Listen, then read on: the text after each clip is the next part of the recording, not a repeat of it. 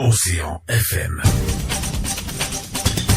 C'est une lutte lancée contre les fake news, ces fausses informations qui mettent parfois à mal la cohésion au sein d'une communauté. Le Centre d'études sociologiques et de sciences politiques a été retenu à l'issue d'un appel à candidature de l'ambassade des États-Unis pour la mise en œuvre du projet Alert Fake News au Bénin.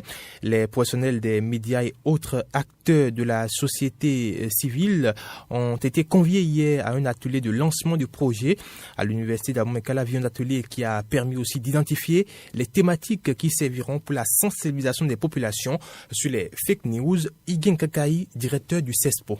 C'est un projet qui a une durée de vie d'au moins 1 an. Le projet a diverses activités, dont notamment la campagne médiatique sur 14 radios, 12 radios FECAL, la radio Univers, la radio Océan y compris. Après, nous avons une autre campagne sur les réseaux sociaux, Facebook, WhatsApp, Instagram, etc., pour diffuser des messages, montrer que sur les réseaux sociaux, il n'y a pas que de vraies nouvelles. Il y a également de fausses nouvelles. Le résultat attendu est tout à fait simple, c'est-à-dire le comportement du citoyen béninois vis-à-vis des nouvelles sur les réseaux sociaux doit être mieux cerné. C'est-à-dire le citoyen béninois ne doit pas continuer à penser que toutes les informations qu'on nous transfère sur les réseaux sociaux, ce sont de vraies informations. Nous devons faire beaucoup attention aux rumeurs, nous devons faire beaucoup attention aux fausses nouvelles, je dirais carrément aux nouvelles, puisque une nouvelle peut être vraie comme elle peut être fausse. Donc, dans une démarche méthodique, nous allons réussir la conscientisation du citoyen béninois. 14 radios seront donc mises à contribution pour la sensibilisation des populations.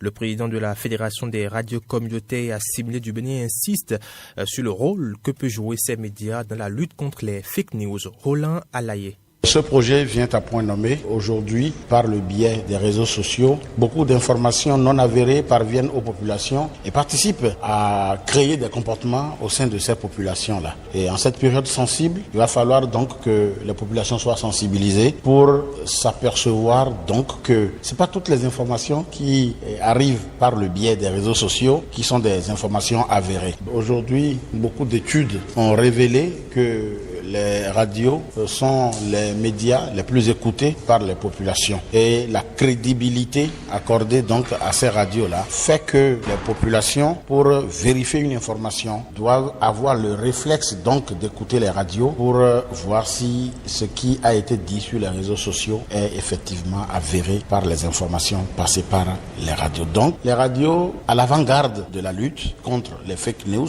les radios sont un instrument indispensable à la lutte contre les fake news.